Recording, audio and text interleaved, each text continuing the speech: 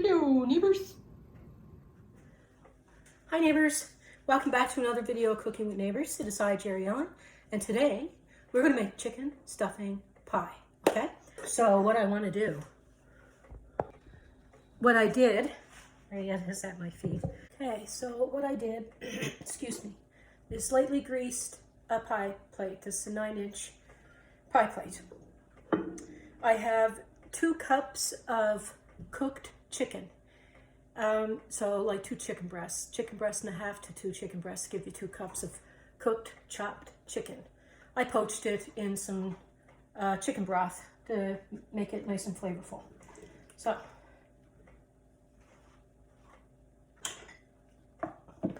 spread that in the bottom of our pan. And now I'm going to add, this is really finely chopped, 1/4 of a cup of celery. This is chopped or cut up green onion, 1/4 of a cup.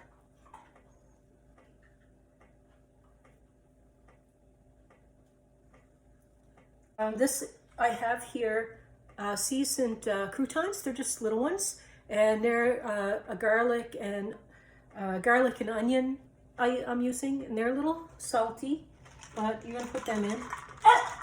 But I figured the garlic and onion would go nice with this. Harrietta.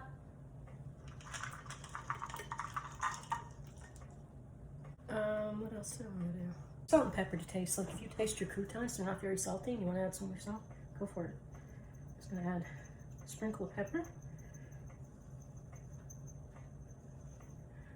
And I'm gonna use probably like 1/4 of a teaspoon of sage. So I'm just going to sprinkle that around. Comes out like pepper-ish.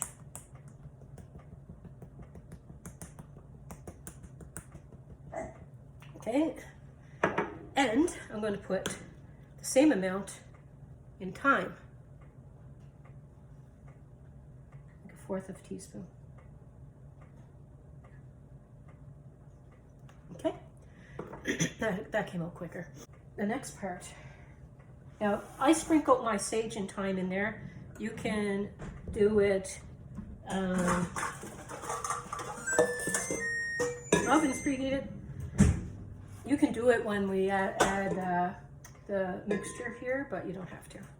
That's 3/4 of a cup of baking mix, bisquick or your own, whatever baking mix. I'm gonna put in a bit of salt into this. Maybe, this is just regular, it's fine sea salt. So that tastes a bit different than table salt. So that's almost a 1/2 teaspoon. And I'm going to put 1 1/4 cup of milk into this. Like I say, you could put your sage and thyme in here if you want it, but whatever, it can go in this way. Okay, 1 second. Let me give that a little whisk. A little whisk. Oh man. Okay.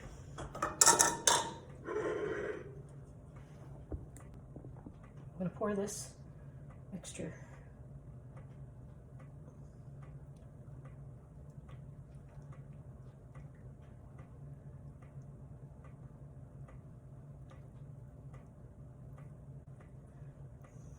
Spatula.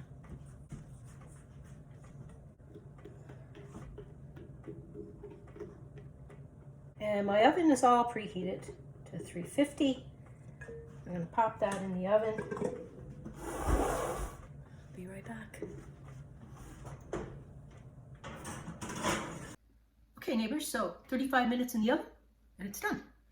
I took it out about 10 minutes ago, 12 minutes ago, to let it cool.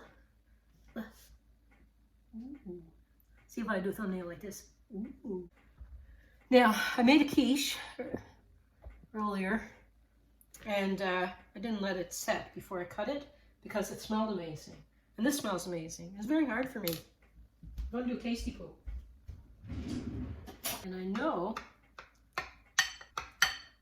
that I should wait because it doesn't come out as well, these things, when you're not patient. Or else you don't get a really pretty piece. That quiche was gone so fast that I made. I'll link that as well. That was really good. Okay. I love sage and thyme.